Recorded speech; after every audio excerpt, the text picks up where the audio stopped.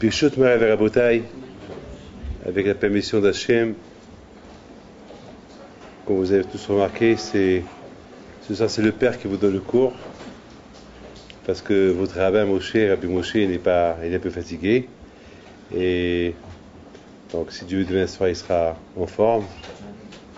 Alors on va essayer ce soir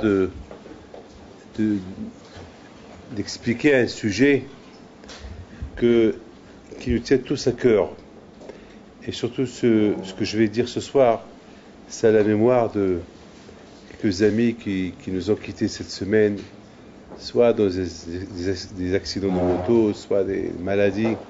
Que Dieu repose leur âme en paix. Et aussi ce shiur-là, on le dit, pour, si Dieu veut, il y a des rumeurs qui courent, si Dieu veut que Hachem fasse que tous ceux qui sont prisonniers à gauche et à droite, qui seront libérés le plus rapidement possible, comme ça apportera la joie à toute leur famille. Enfin, vous avez compris de qui je parle. Et Hachamim nous raconte que au moment que Moshe Rabbeinu alav shalom il devait quitter ce monde, Moshe Rabbeinu alav shalom, il avait de la peine de quitter ce monde. Vraiment, vraiment, il avait de la peine. Il a tout fait pour rester vivant. Je vous pose une question. Qu'est-ce qu'on peut faire pour rester vivant? Qu'est-ce qu'on peut faire? Vous savez, pour devenir riche, il y a des moyens. Il y a des méthodes. Quelqu'un qui est malade, il peut guérir. Avec des bons docteurs, il peut guérir. Mais quelqu'un, la mort, la Gemara, il dit Shlomo Amelech, En shilton biyom hamavet. Pour la mort, il n'y a pas de remède, il n'y a rien du tout. Et, vous savez ce qu'on dit?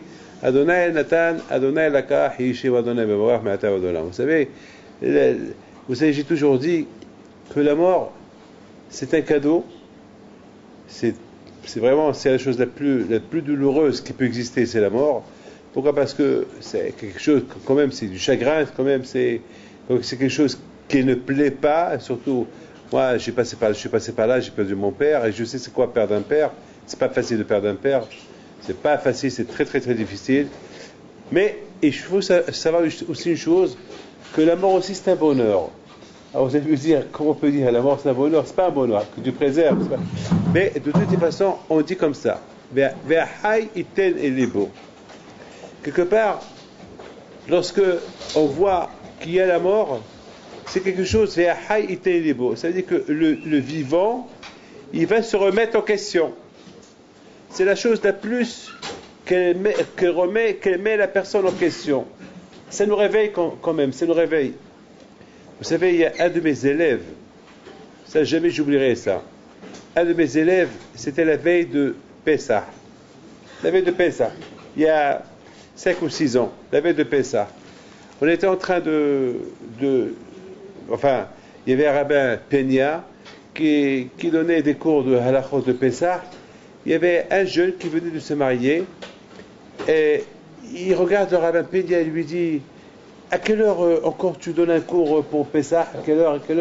Il lui montre la montre. Il lui dit bon, dans 2 heures je vais recommencer encore.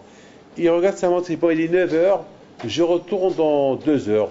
À 11 heures je retourne. À Peña il lui dit d'accord. C'est un monsieur qui venait se marier, le pauvre. Tout ce que je peux vous dire, il a pris il est parti.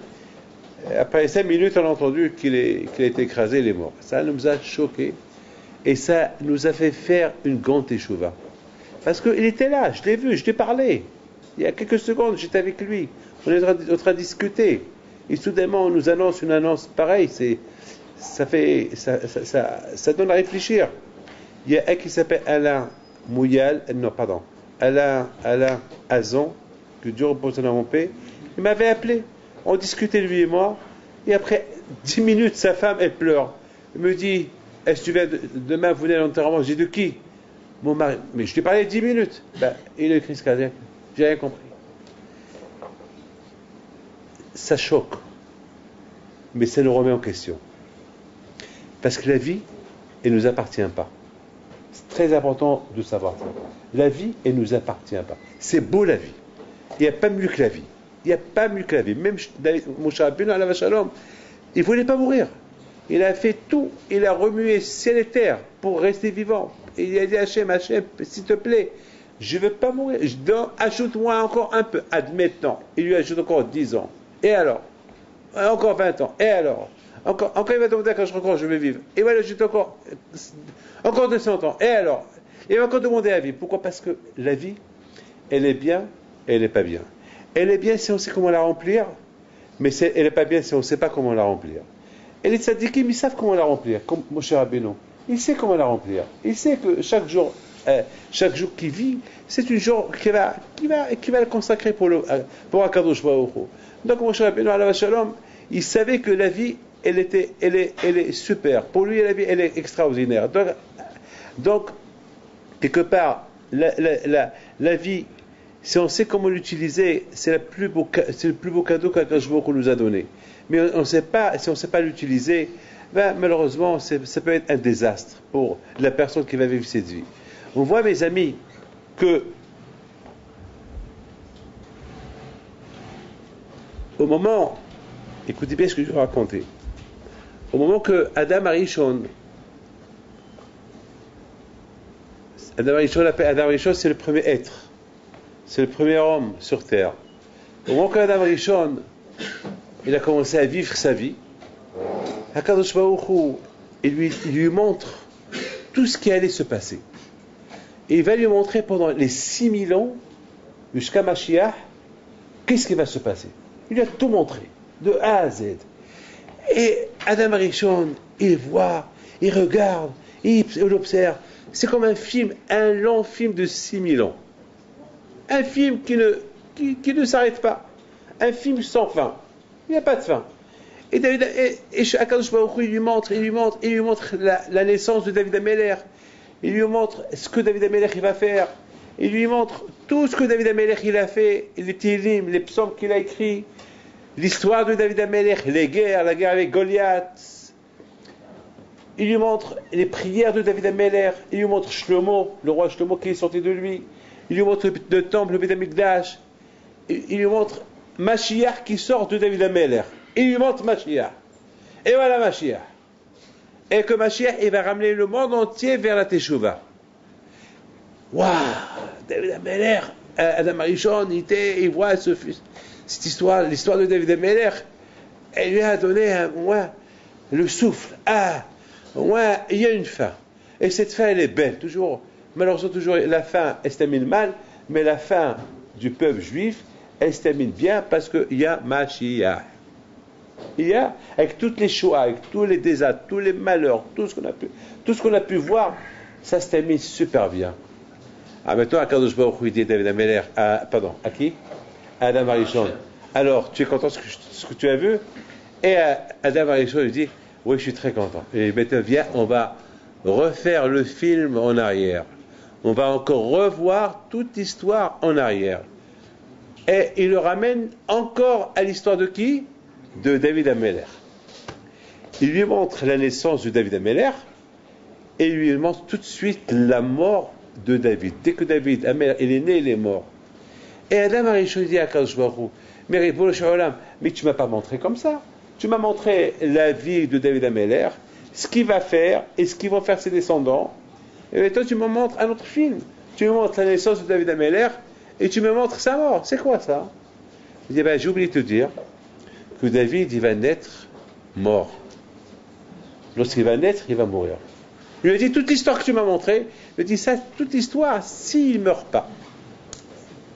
S'il ne meurt pas. S'il ne meurt pas, voilà, toute l'histoire que tu as vue, s'il ne meurt pas. Mais, étant donné qu'il va mourir, alors, toute l'histoire, il n'y a pas d'histoire. Il n'y a pas d'histoire. Et tout ce que j'ai vu, Mashiach et tout ça, il n'y a pas de Mashiach, il n'y a rien du tout. Alors, Adam Arishon, il était dans tous ses états. Il commence à pleurer. Il dit à Kadosh Baruch Hu, Bono Shel Olam, est-ce que je peux savoir combien je vais vivre? Il lui dit, oui, tu peux savoir. Combien je vais vivre? Il dit, tu vas vivre 1000 ans. Toi, 1000 ans, 1000 ans, 1000 ans. Est-ce que ça existe des cadeaux chez toi, Hachem? Il lui dit, oui, bien sûr, quel cadeau? Il dit, je vais vivre 1000 ans. Je peux donner 70 ans de ma vie à David Ameller, Parce que tout ce que tu m'as montré sur David Ameller, c'est super. Si David Ameller, le pauvre, va naître, il va mourir, toute cette belle histoire-là, elle va passer à la poubelle. Toute cette belle histoire-là, dommage. Et Mashiach, et le temple, et Beth Amikdash, et le peuple juif, et Goliath, et David, et toute cette équipe qui vont sortir de David Ameller. Il dit, c'est vrai, tu as raison. Alors qu'est-ce que tu veux? Il dit, je veux donner de ma vie 70 ans de ma vie. Au lieu que je vis 1000 ans, je vais vivre combien? 930 ans. Alors, vous savez c'est quoi 930 ans? Oh là là, 930 ans, il y a beaucoup de joie. Il y a beaucoup de fois, je rencontre des gens qui me disent, quelle journée, quelle vie. Il y a un que chaque fois je le vois se plaindre. Quelle vie. Ouf, quel jour. Alors un jour, je lui dis, tu sais, je crois que demain tu vas mourir. Mais dis quoi? Je lui dis, je crois que demain tu vas mourir. Mais non, Hasbi Shalom. Je dis, quoi, Hasbi Shalom? Oui, demain tu vas mourir. Il m'a dit, Hasbi Shalom. Il a eu peur. Je dis, chaque fois tu te plains. Quelle vie, quelle vie, quelle vie. Alors quoi? Arrête de te plaindre. Parce que tu ne sais pas utiliser ta journée. C'est tout. Mais si tu sais comment utiliser ta journée, tu seras l'homme le plus heureux. Vous savez c'est quoi la vie? Il n'y a pas mieux que la vie. Ohev yamim li'oto. La vie elle est super. Super si on sait comment l'utiliser. C'est super. Vous savez, Adam Arishon, il réfléchit, il dit à Hachem, je te donne 70 ans de ma vie pour David Ameller. Allez. Alors qu'est-ce qu'il fait à Kadosh Baruch Hu? Kadosh Baruch Hu dit à Adam, on va faire un contrat. Un contrat, je sous-signe. Il y a deux malachim, deux anges qui viennent, Gabriel et un autre.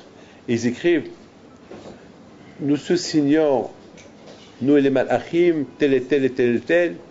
On certifie que Adam Arishon, il a donné de sa vie 70 ans à David Ben Yishai, qui va être le futur roi d'Israël.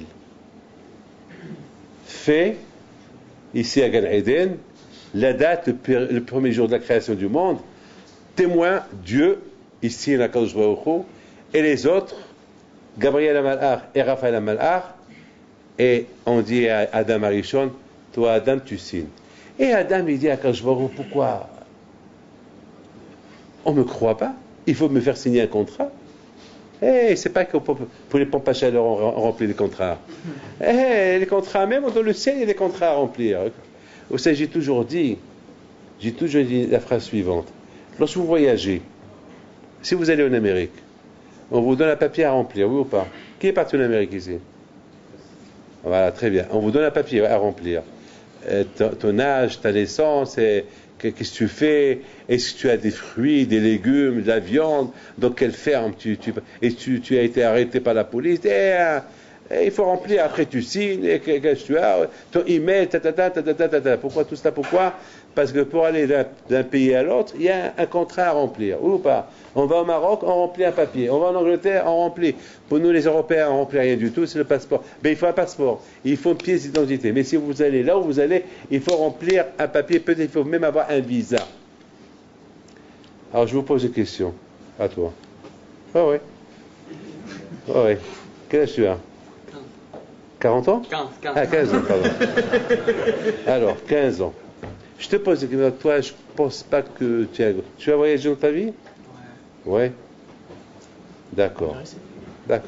Alors, je te pose une question.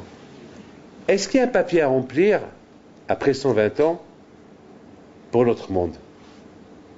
C'est tout ce qu'on a fait pendant la vie. Ça veut dire que dans ce monde-là, là où je vais, je dois remplir un papier. Si je vais d'un pays à l'autre, dès que je traverse une frontière, il y a un papier à remplir. Mais dans l'autre monde, est-ce qu'il y a un papier à remplir?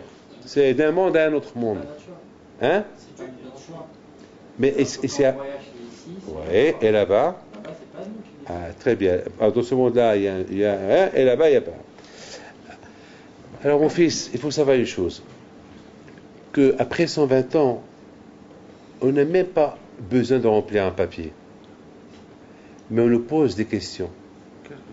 Est-ce que tu as fait ça? Est-ce que tu as fait ça? Il y a 613 mitzvot. Est-ce que tu as fait ça? Si tu vas en Amérique, on te demande est-ce que tu as des légumes? Est-ce que tu as des fruits? Mais lorsque tu vas là-haut, est-ce que tu as mis tefillin? Est-ce que tu as fait Shabbat? C'est des questions. C'est des questions qu'on pose après 120 ans, là-haut. Des questions. Et on doit répondre. Imaginez-vous quelqu'un qui répond ce formulaire-là américain, est-ce que tu possèdes une arme? Et tu dis oui. Wow, wow. Est-ce que tu as tué quelqu'un? Oui. Tu as volé à quelqu'un? Oui. Tu as des fruits et légumes? Oui. Tu as la drogue? Oui. Avec tous ces oui-là, on va te mettre un oui. Ouais, c'est tout. Avec tous ces oui-là, c'est fini. Tu rentres en prison. Dans notre monde aussi, c'est pareil.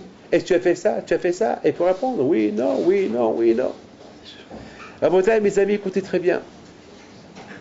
Adam Arishon, il dit à Kadosh Baruch Hu, Hachem, est-ce qu'on ne me croit pas si je vous dis à Hachem que je te donne 70 ans? Et Hachem il lui dit non, un jour tu vas comprendre. Pour le moment, je veux que tu signes ce papier-là. Et ils ont apporté un contrat et ils ont signé le contrat avec le bon Dieu. Ils ont signé un contrat. Quelques années plus tard, 930 ans plus tard, il y a Kadosh Baruch Hu qui dit à Adam, Adam, t'es vieux. Il dit, Adam, tu sais quel âge je suis aujourd'hui?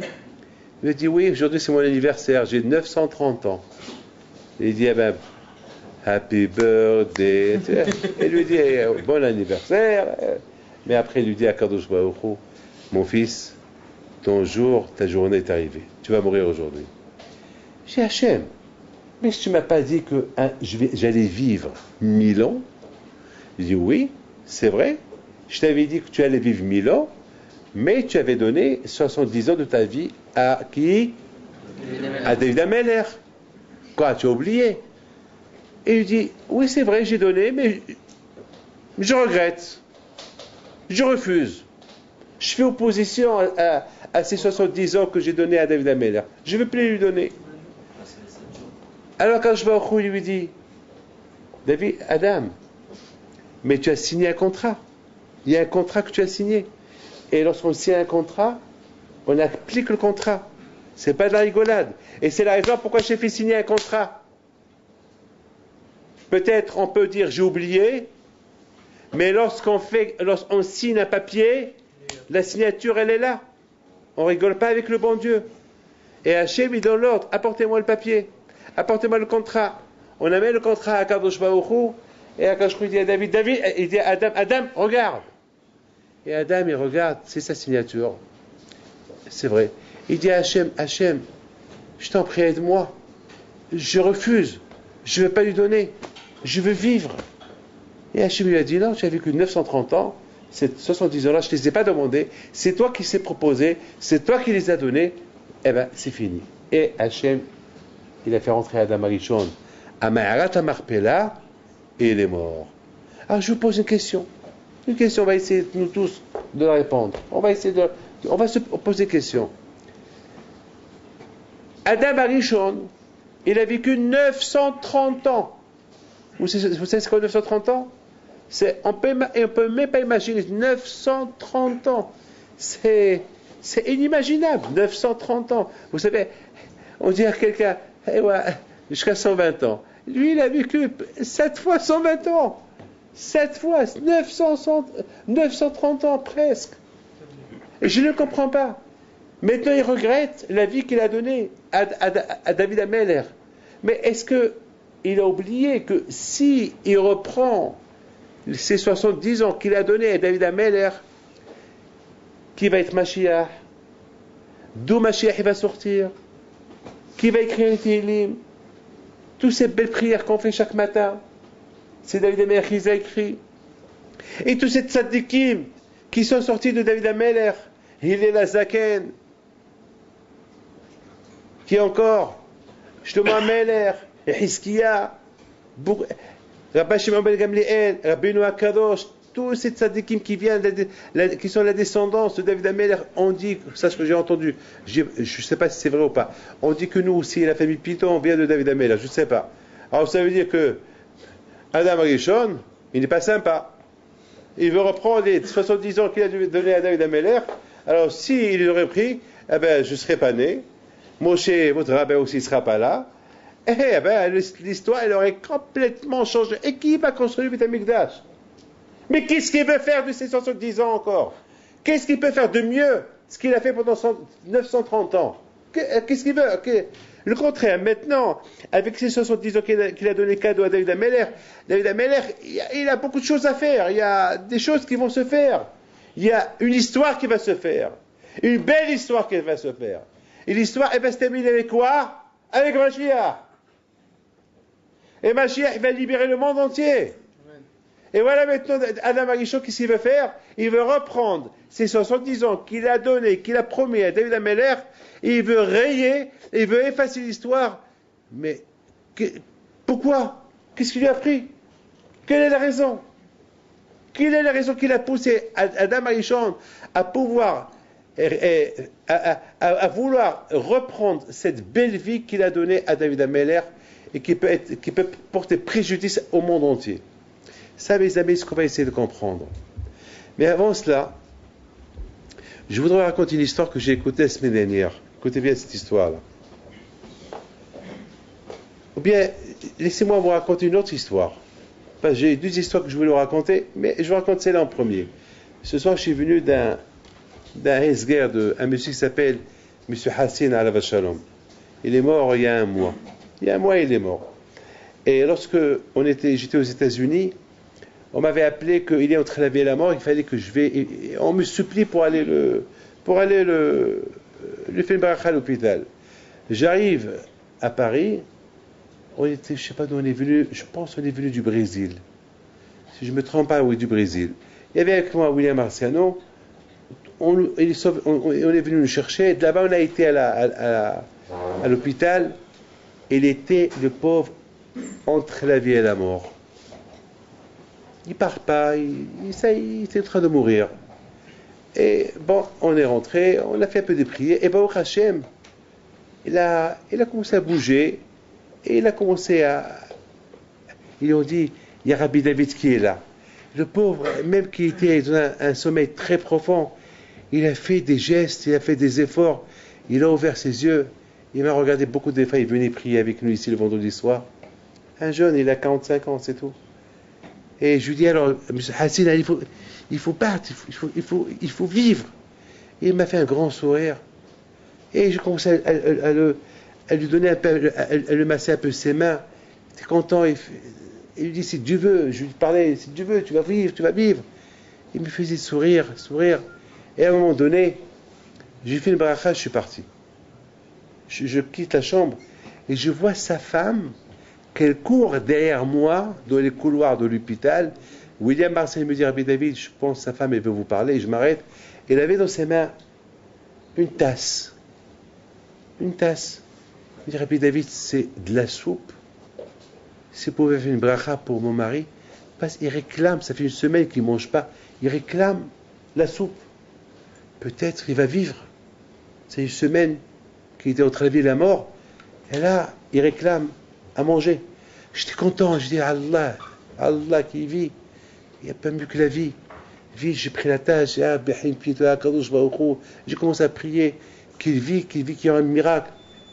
Et finalement, je suis parti content, j'étais très heureux, et sa femme elle m'appelle, et son père il m'appelle, Rabbi David, Baruch Hashem, le miracle, ben, il a mangé, cette tasse que vous avez bien mangé.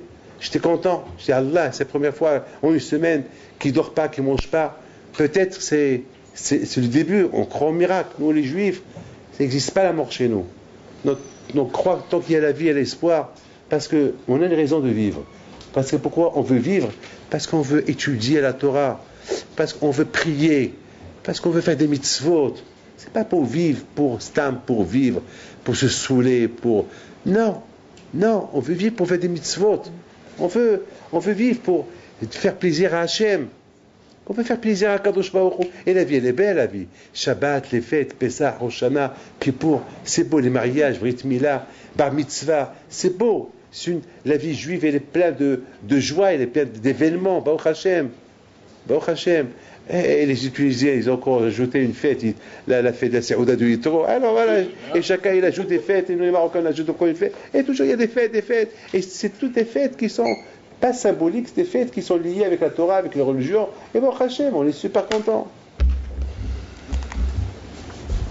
Malheureusement, une semaine plus tard, le monsieur il est parti. Mais au moins, pendant une semaine, il a donné un espoir à tout le monde. Il a renversé tout le monde dans l'émouna. Beaucoup de fois, Hachem, il nous donne des faux espoirs.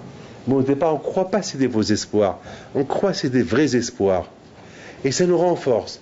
Et après, lorsque le mal il vient, bon, on dit, Hachem, c'est la volonté de Akadosh Baruch Hu. Mais la vie, elle est super belle.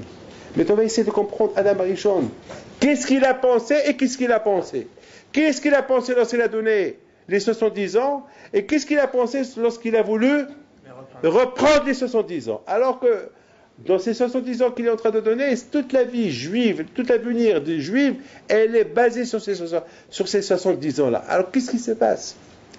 Vous savez, Rabotai, mes amis, il y avait un rabbin, écoutez bien ça. Non, pardon, il y avait un roi qui s'appelle Yanaï. Yanaï, le roi Yanaï. Il était à l'époque des Hashmonaïm. C'était à l'époque du deuxième temple. Et c'était un Kohen Gadol, et en même temps, il était un roi. Il s'appelle Yanaï, le roi Yanaï.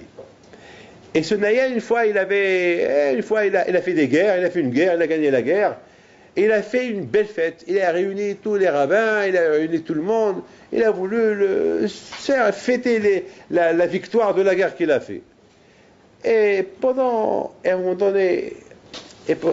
donné, il y avait un voisin, un rabbin qui était à côté de lui. Il lui dit, alors tu es content, Majesté? Il lui dit, oui, je suis très content. Il dit, mais tu sais que tous ces rabbins-là qui sont autour de toi, tu penses qu'ils t'aiment? Ils t'aiment pas. Ils sont tous jaloux de toi. Ah, ils font semblant qu'ils t'aiment, mais ils t'aiment pas. Écoutez bien. Il a dit, mais tu rigoles ou quoi? Attends, je suis le grand prêtre, je suis Kohen Gadol, je suis le roi. Il a dit, ouais, mais ne crois pas qu'ils t'aiment. Tu sais ce que je vais faire maintenant? Va, sors et mets les vêtements du Kohen Gadol et rentre. Et tu vas voir. Enlève la couronne royale, enlève tes vêtements royaux et mets maintenant les vêtements du Kohen Gadol. Puisque tu es Kohen Gadol, allez, on va voir. Et puis c'est ce qu'il a fait. Et tout le monde se lève devant lui parce que c'est le roi, c'est le Kohen Gadol, et il faut lui faire kavod. Tout le monde se lève devant lui. Et il y a un rabbin qui était assis, il lui dit, Majesté, pourquoi tu fais ça deux fois? On sait que tu es roi, on sait que tu es Kohen Gadol, et pourquoi il faut que tu changes? Tu veux que chaque fois on se lève devant toi? Et pourquoi on sait que tu es Kohen Gadol, alors pourquoi tu es rentré tout à l'heure avec ta couronne, on s'est levé devant toi, tu ressors, tu le fais exprès, et tu mets tes vêtements de Kohen Gadol, pourquoi on se lève devant toi? À quoi tu cherches le kavod? Et le voisin dit au roi, je t'ai dit qu'il t'aime pas. Il dit, alors dis-moi qu'est-ce qu'il faut faire? Il dit, tue-les. Tue-les. Finis avec eux. Je les tue? Mais si je les tue, Torah Matéa Aléa, et qui va étudier la Torah? Et qui va propager la Torah dans le monde? Il dit, la Torah Munahat, la Torah elle est ici, de l'Aaron, elle est là. Celui qui la veut, il ouvre l'arche et il étudie. On n'a pas besoin de ces rabbins qui nous enseignent la Torah. Le roi, il le regarde. Tout de suite, il s'énerve. Et il dit à ses gars, garde, tuez-les. Ils ont tué tous les rabbins qu'il y avait en Israël. Oui, monsieur. Il est resté un qui s'appelle Rabbi Shimon ben Shattah. Il s'est sauvé en Égypte. Quelques années plus tard, la Torah elle a commencé à être oubliée. En Eretz Israël, et là, Yanaï dit à sa femme, qui était la sœur de Rabbi Shimon ben Shattah, il lui dit, je regrette ce que j'ai fait. Il lui dit, mais il y a mon frère qui est toujours vivant, tu peux le ramener. Il dit, je ne pense pas qu'il va venir d'Égypte parce qu'il n'aura pas que je vais le tuer. Il dit, si moi je lui dis de venir, tu me promets, je lui dis de venir, il va retourner. C'est ce qui s'est passé. Et Rabbi Shimon ben Shattah, il est retourné en Israël, il a ramené, il a commencé à enseigner la Torah. Et Baruch Hashem, la Torah, elle a commencé encore une autre fois à se propager. Écoutez bien. Je vous en prie, écoutez ce que je vais vous dire. La Torah dans une armoire, elle sert à quoi? La Torah, dans un cerveau, elle sert à quelque chose. Quelqu'un qui a un beau diamant, une femme qui a un beau diamant, que toujours ce diamant, il est caché au coffre. Quel intérêt, quel plaisir est là de ce diamant-là? Quelqu'un qui a une Porsche. Et la Porsche, elle est toujours au garage. Chaque fois, chaque dimanche, il va, il ouvre le garage, il la regarde. Salut! Et il ferme le garage. Quel plaisir il a de cette Porsche? Le plaisir, c'est de la conduire. De sortir avec, c'est ça le plaisir. À quoi sert quelqu'un qui a de l'argent et son argent, il est misérable, il est radin, il n'en profite pas de son argent. Alors, à quoi ça lui sert l'argent? À quoi ça sert l'argent? Un Sefer Torah. La Torah, qu'elle est ici dans la bibliothèque et que personne n'utilise cette Torah. À quoi elle sert? Elle ne sert à rien. Il faut l'étudier. Vous savez, beaucoup des fois, je visite des gens. Une fois, j'étais quelque part, je ne peux pas vous dire où. Il y avait un salon, on dirait un salon, le Stade de France. Il y avait un salon, on pouvait faire entrer là-bas peut-être 400, 500 personnes assis. Un salon, oh l'âme. Il y avait là-bas des bibliothèques de partout, des télévisions de partout, des salons de partout. Et vous savez, peut-être qu'il faut une bicyclette pour faire tout le tour du salon. C'est oh l'âme, immense, immense, immense. Et pendant le repas, je voulais un livre de Tehillim. Et je dis au Baal Habayit, vous avez le Tehillim? Mais Tehillim, Tehillim, Tehillim, Tehillim. C'est quoi Tehillim? Ben, je dis Tehillim, c'est les psaumes de David Ameller. Je ne sais pas, il avait des bibliothèques de partout. Il me dit, ben, je vais les voir. Mais moi, de loin, que je vais voir. Les livres de Victor Hugo, La Fontaine, Lumière, t'as affaire. Tout est l'encyclopédie espagnole, brésilienne, l'encyclopédie, tout. J'approche, je vois l'encyclopédie de l'art, doctorat. J'ai dit, de tout ça, tu n'as pas un livre de Tehillim. De tout ça, tu n'as pas un livre de Tehillim.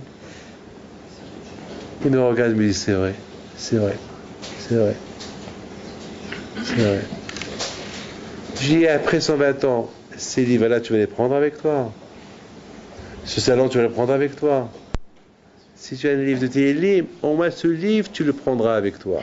Il va te protéger, il va t'aider là avec ce livre de Tehillim. Et ça, tu l'as pas. Ce livre-là, tu l'as pas. Mes amis,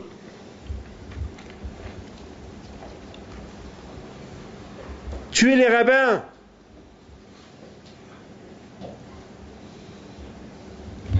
Qui se fout là qui dit au roi, eh ben, les livres ils sont dans l'armoire.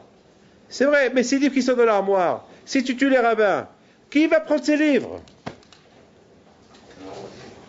Qui va prendre ces livres pour les lire, pour les enseigner à d'autres? Où est la logique?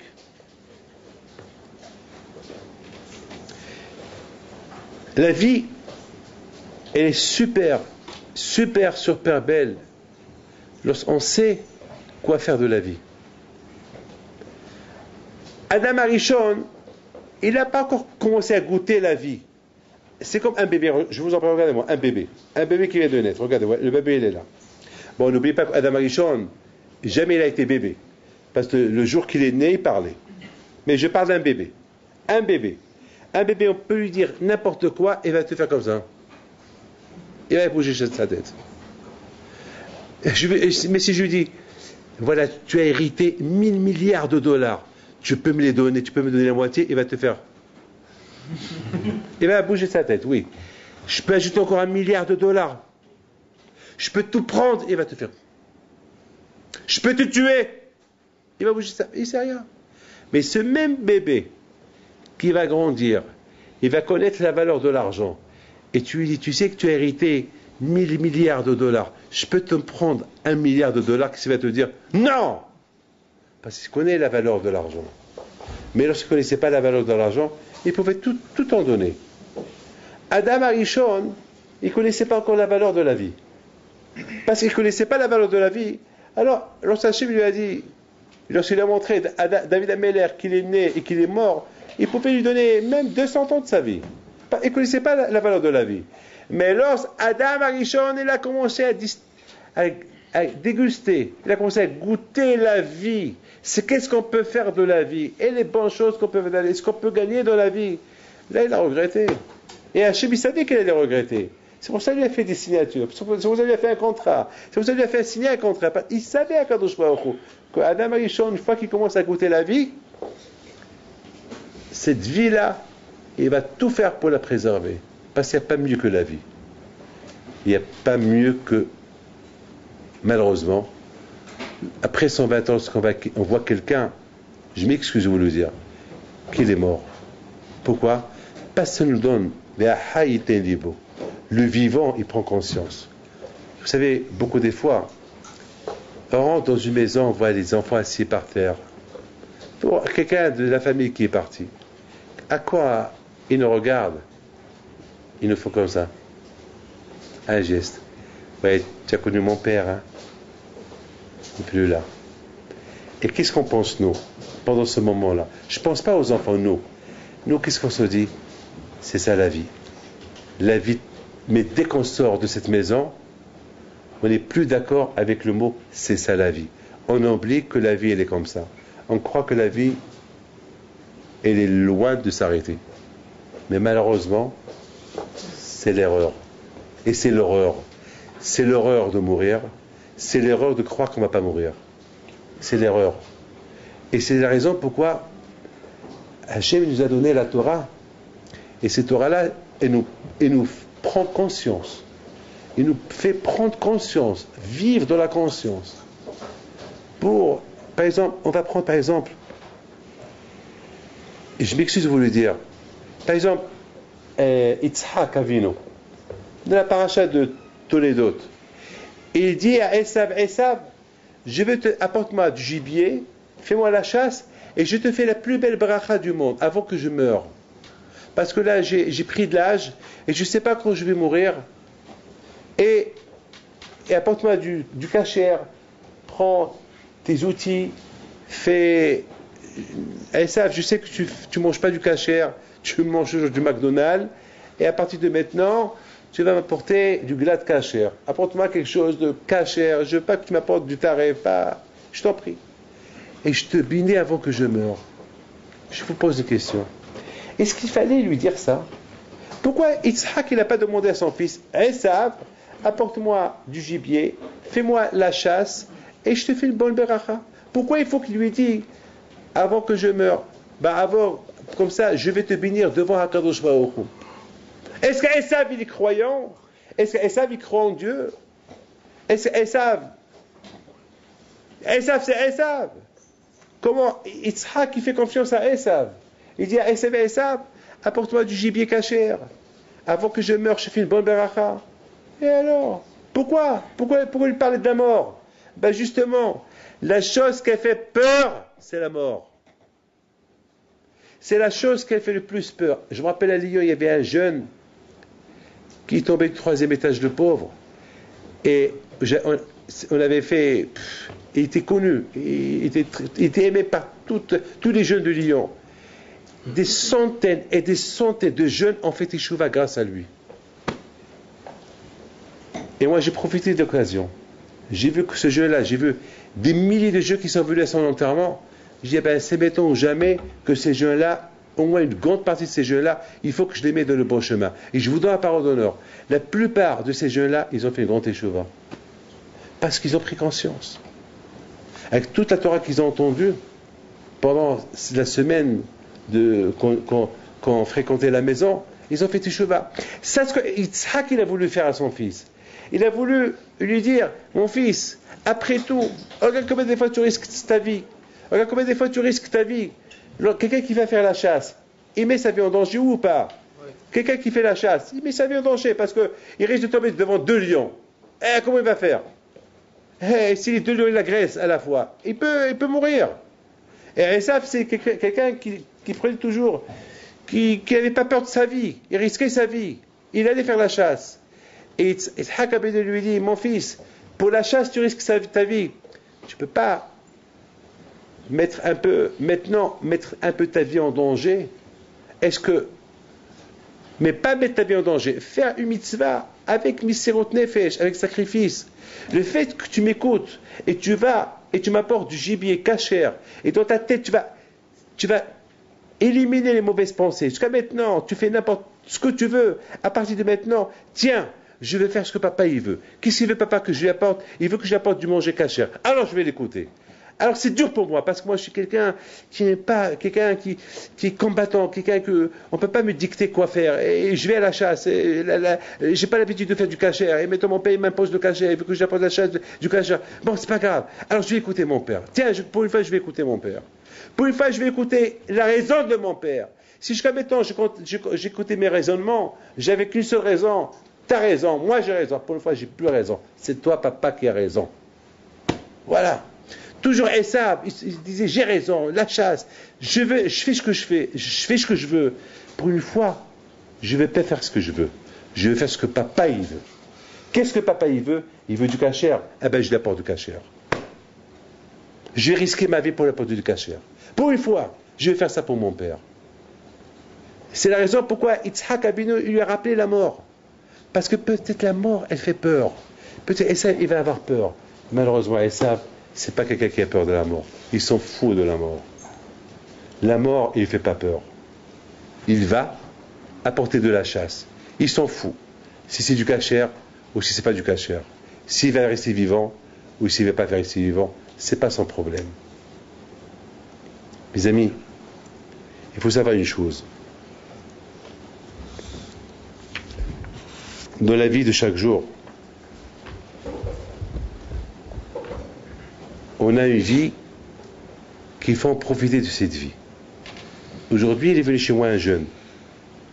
2 jeunes. Je ne sais pas s'ils sont là, ils ne sont pas là. C'était vers 2h l'après-midi. Ces 2 jeunes, ils ont échappé à la mort la semaine dernière. Ils étaient sur une moto. Et vraiment, ils ont échappé. Malheureusement, ce mois-là, il y a eu pas mal d'accidents, donc faites beaucoup attention. Surtout les routes qui glissent avec la pluie, tout ça. Il y a beaucoup de feuilles dans les rues. Donc faites beaucoup attention avec les scooters, faites beaucoup attention. Que Dieu vous en préserve. Faites bien attention. Parce que même si vous êtes des bons conducteurs, il faut faire attention. Les routes, c'est les routes, les routes, c'est les routes, et les dangers, il est là. Faites bien attention. Et ils sont venus chez moi cet après-midi, ils ont dit, qu'est-ce qu'on peut faire pour dire merci à Hachem? Parce qu'on a vu la mort. Et de plus, il me dit, mon ami, lorsqu'on est tombé, il est rentré, le bus, il a passé sur lui. Et grâce à Dieu, il n'a pas écrasé. Il a avec un petit bobo. Voilà, à côté des yeux. Et les yeux sont là. Je le regarde, je le prends, je l'embrasse. Je dis, bon, Hachem, tu es vivant. Ouais. Qu'est-ce que je peux faire pour Hachem? Je dis, quel âge tu as? Il me dit, ben, j'ai 20 ans. Combien tu vas vivre? Je lui ai demandé. Je sais que maintenant, j'ai une semaine, pardon. Parce que je devais mourir. J'ai une semaine. Je compte, j'ai écarté les 20 ans parce que je devais mourir la semaine dernière. Parce que la roue du bus, elle était à côté de ma tête. Et je sentais la roue. Et qu'elle s'est arrêtée à côté de ma tête. Alors j'ai une semaine. J'ai dit, mon fils, tu as une semaine. Alors qu'est-ce qu'il faut faire? Qu'est-ce que tu vas faire à partir de maintenant? Il m'a dit, ben, c'est pour ça qu'on est venu. Dis-nous qu'est-ce qu'on doit faire. Je dis, eh ben, grâce à Dieu, Hachem vous a donné une vie, un cadeau. Et ce cadeau-là, il faut savoir l'utiliser. À savoir, tu commences à mettre des tefilines, dire merci à Kadosh Baruch Hu non-stop. C'est tout ce que je ne peux pas te demander plus que ça, parce que tu devais comprendre tout seul. J'ai rien à te dire. Tu as vu la mort devant tes yeux, et cette mort-là que tu as vue, tu l'as vue partir. Pour moi, la vie, non seulement elle vient de commencer, mais elle doit bien commencer. C'est pas elle doit commencer ou elle va commencer. tu dois bien le commencer. Il me dit, Rabbi David, vous ne pouvez pas savoir. Je peux vous dire quelque chose. Il me dit, t'es tout beau. Il me dit, vous savez que le lendemain, lorsque je suis parti à ce que j'ai mis le tefilin, on dirait que j'étais, je sais pas, je peux pas vous dire ce que je sentais.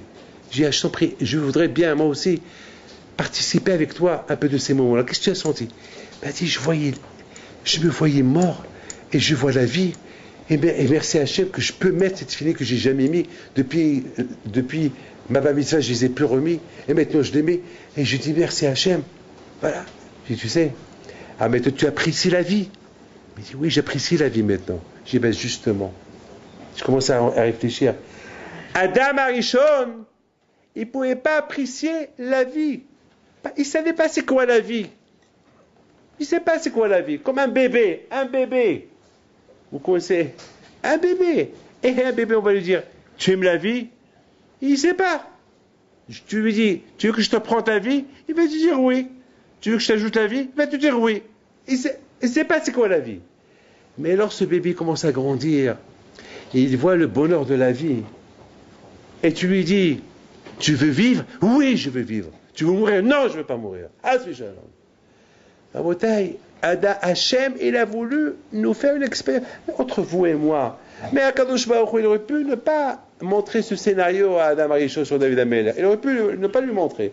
Mais justement, quand je a voulu montrer ce scénario à Adam Arishon, pour que ça soit une leçon pour nous, pour les générations à venir.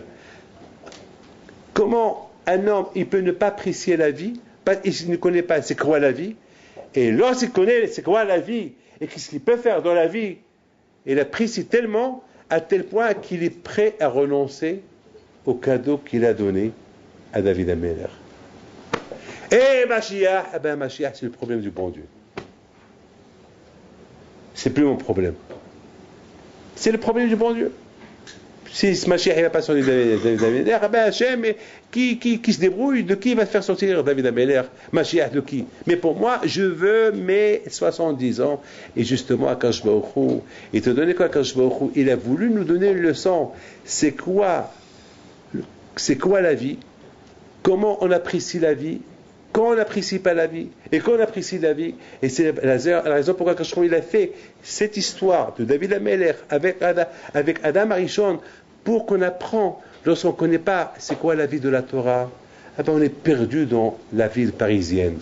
Et dès qu'on commence à écouter des cours de Torah, et on commence à savoir, grâce à Dieu, vous tous, que le bon Dieu vous protège, voilà, vous-même, vous savez comment vous étiez avant, comment la Torah peut être, vous ne saviez pas comment apprécier la Torah, et maintenant, je vois sur votre visage l'aïmouna que vous avez, je vois votre visage, je vois comment la Torah, elle a une valeur dans vos yeux, elle a une valeur maintenant. Peut-être il y a certains parmi vous que la valeur de la Torah était depuis que vous étiez jeune. Bien, je termine avec une seule phrase. Une seule phrase. Et là, je l'ai noté ici. Écoutez bien. Esav, il arrive. Il a faim, il a soif. Il a 15 ans. Il est affamé. Ce jour-là, il a tué. Il a violé. Il a volé.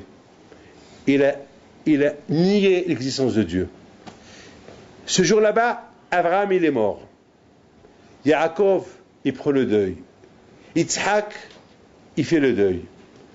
Tous les jours de l'époque, il vient pour présenter les condoléances à Yitzhak Avinu. Abraham et tout le monde. Il y avait un monde fou, ils sont là. Ils écoutent les cours de Torah. Et celui-là, il parle. Et tout le monde parle d'Abraham. Qu'est-ce qu'Abraham, il a fait? Et Abraham, le Hesed. Et Abraham, il a fait. Et Abraham, qui a combattu tout le monde. Il était tout seul. Et toutes ces belles phrases d'Abraham. Et tout le monde qui dit, Baruch Hashem, Abraham, il est parti. Il a laissé Yitzhak. Et tout le monde qui regarde Yitzhak, celui qui maintenant, qui va prendre la relève de son père. Et Yaakov qui est là, en train d'écouter. Et lui aussi, certainement, il a fait un cours de Torah. Et tout le monde qui regarde, tout le monde qui voit, il manque quelqu'un. Il y a la place de quelqu'un, un membre de la famille qui manque. Qui est-ce? Qui est-ce? Esav. Oui, Esav. Il n'est pas là. Il est où? Il est à la chasse. À la chasse. Le jour de l'enterrement d'Abraham, le jour de l'enterrement de son grand-père, il est à la chasse. Il n'est même pas là. Non, il n'est pas là. La mort d'Abraham, elle ne le concerne pas. Elle ne le concerne pas.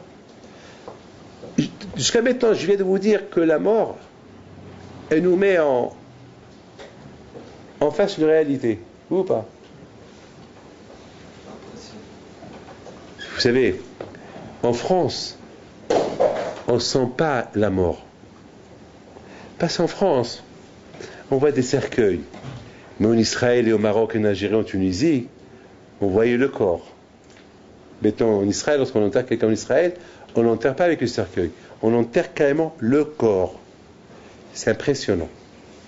Là, c'est le cercueil, on ne voit rien du tout. C'est le cercueil, on ne voit rien du tout. Et ça, la mort d'Abraham Abinu, il ne le gêne pas. Non seulement il ne le gêne pas, il arrive, il trouve son frère en train de préparer des lentilles, et lui dit, tu as préparé des lentilles? J'ai faim, donne-moi à manger.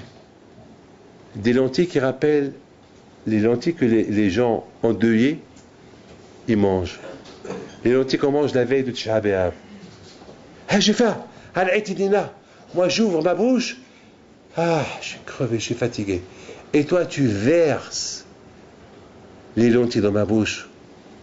J'ai même pas de force, j'ai même pas de koah. Je peux même pas prendre une cuillère pour manger les lentilles. Je suis crevé. Mon frère, donne-moi à boire, donne-moi à manger. Alors je lis ça, je comprends pas. Et son frère lui dit, tu veux que je te donne à manger? Alors je te les vends. Je veux ta Bechora. Je veux ton titre de naissance, de Bechor, de premier-né. Tu me le vends. Et je te donne les lentilles. Et il lui dit, mais maintenant, je suis tellement fatigué, je vais mourir. Je vais mourir. Velama lisez Bechora. Elle me sert quoi cette Bechora? Être le premier-né, ça me sert à quoi? Être Bechor. Allez, je m'en fous d'être Bechor. Donne-moi à manger.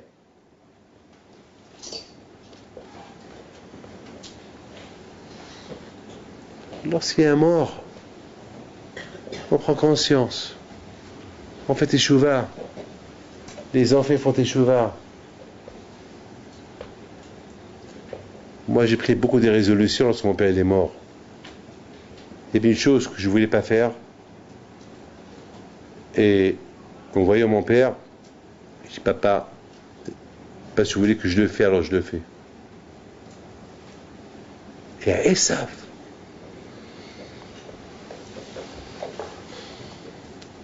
la mort, elle ne lui dit rien. La peur qu'il a, c'est de mourir sans profiter de la vie.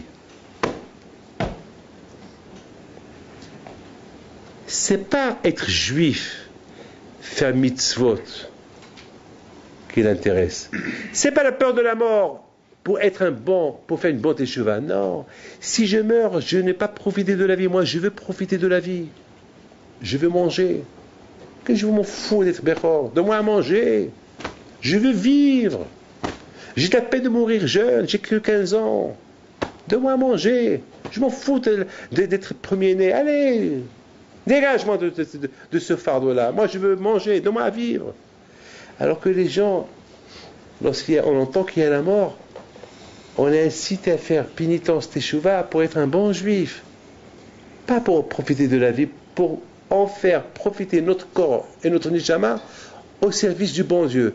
Et qu'est-ce que Esav veut? Profiter de la vie. Une fois, j'étais dans un avion, et je termine avec ça. J'allais en Guadeloupe. Écoutez bien, c'est là où vous allez rigoler. Vous allez éclater de rire. Ce que vous n'avez jamais rigolé dans votre vie, vous allez le rire maintenant. Écoutez. Alors, une fois, je devais aller en Guadeloupe, et il y avait avec moi, je ne sais pas, c'est William, je ne sais pas qui c'est avec moi, À l'époque, je voyageais 2 fois par an en Guadeloupe. Maintenant, je laisse mes enfants voyager. Et voilà, en allant, c'était en plein été. Et déjà la Guadeloupe, c'est khlat. Et là-bas, c'est la détente, les gens ils sont mal habillés. Déjà, l'avion, il était dans un état catastrophique. Les gens, et malheureusement, les gens qui étaient en face de moi, tout le temps, ils rigolaient, ils s'amusaient, ils faisaient des bêtises. Et moi, j'ai dit, quoi, pendant 7 heures de vol, c'est ce que je vais voir? Pendant 7 heures, c'est ce que je vais voir? Alors, à un moment donné, l'autre, il me dit, celui qui m'accompagne me dit, oh, mais David, c'est ça, on ne peut rien faire. C'est l'avion, c'est des Français, on ne peut rien faire. Je dis, d'accord, mais tu te rends compte, on est dans un avion, on est entre les mains de Dieu, et tu sais, c'est dangereux. Attends, ouais, mais c'est des goïms, c'est des non-juifs, ils ne savent pas. Ils vivent, toi, Rabbi David, tu es Rabbi David, eux, c'est pas eux. Alors je dis, qu'est-ce qui va se passer lorsqu'ils vont éteindre la lumière? Qu'est-ce qui va se passer? Et puis, avec mes pieds, j'ai commencé à bouger un peu le siège devant. Ils se retournent vers moi. J'aurais dit, mais vous savez que vous nous mettez en danger. Je vous donne la parole d'honneur. Ils me regardent, un couple de jeunes qui me voient, ils disent, mais Adam Haboul, c'est un fou celui-là. Mais qu'est-ce qu'il est en train de... Qu'est-ce qu'il est en train de... Répétez. Alors du coup, ils ont parlé à haute voix, les gens, ils ont commencé à s'intéresser. Alors, puis j'ai commencé, je dis, il faut que je termine. Je dis, vous nous mettez en danger. En danger de quoi? Vous savez qu'on nous a un avion et le bon Dieu va s'énerver, Sodome et Gomorre, et vous savez, le bon Dieu a détruit Sodome et Gomorre, et nous, on est jeunes, moi j'ai 3 enfants. Tu penses à un non-juif, il te regarde, mais Adam Haboul, qu'est-ce qu'il me raconte celui-là? Il ne comprennent pas. Ils ne comprennent pas, c'est quoi? Ils ne comprennent pas ce que je suis en train de leur dire. À vous, je peux parler comme ça. Vous me comprenez, je suis rabbin. Vous allez dire, bon, on est juifs entre nous. Mais un Français, tu le parles comme ça, il te prend pour un... Comme à Sukkot. À Sukkot, on marche avec le lulav. Le lulav, chacun avec sa mitraillette, c'est là, c'est le lulav.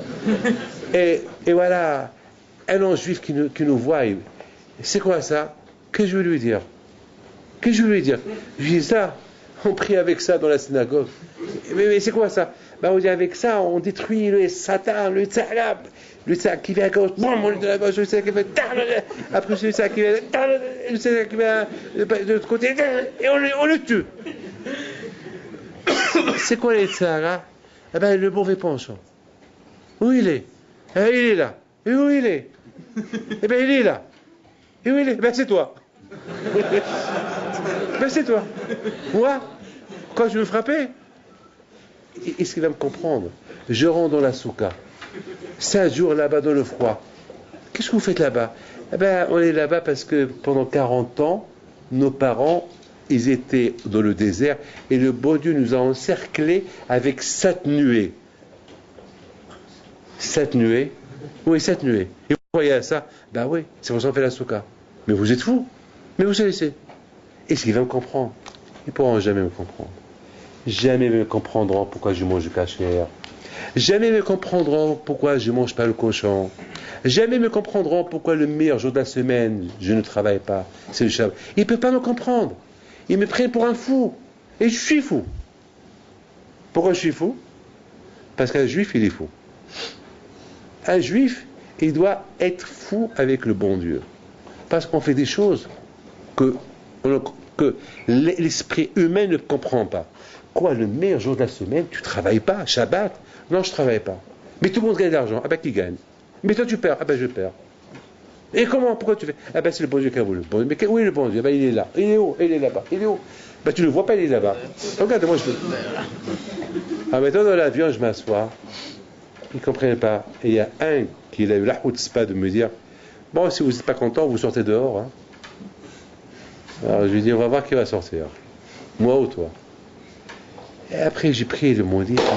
J'ai dit à Hachem, aie pitié de moi. 7 heures, je vais rester en face de ces gens qui ne me comprennent pas, que moi aussi je ne comprends pas.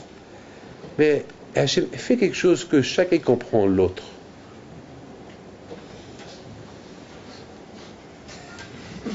Et soudainement, l'avion a commencé à bouger un peu.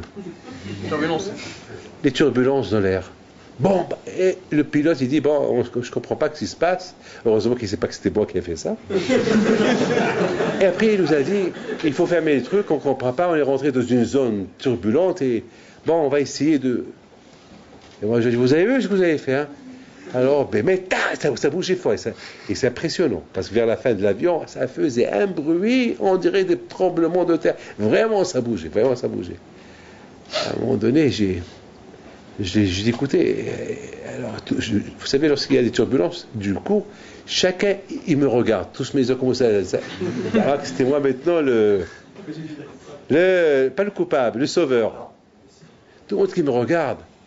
Et soudainement, j'ai commencé... Je dis, bon, si Dieu veut, ça va s'arrêter. Alors, je dis, mais il faut arrêter. On va arrêter. Bon, Hachem. Quand je vois qu'il a fait, que l'avion, après, il a repris... le pilote dit, bon, ça continue le service. Et aussi, ça a commencé à continuer le service aussi. Le couple là-bas en face, et ils ont commencé à continuer. J'aurais dit, j'ai posé avec mes pieds encore. J'ai dit, vous voulez nous lâcher? Attends, vous nous mettez en danger. Allez, arrête! Et bien, vraiment, ils sont énervés. Après, j'ai dit, quand je vois au croche, je t'en prie encore une fois, et encore, ça a recommencé encore. Je leur ai dit, vous avez vu? Et ils ont eu peur. Mais là, c'était plus. À mon donné, tellement que j'ai eu peur, j'ai dit, Hachem, n'oubliez pas, je suis là, moi aussi.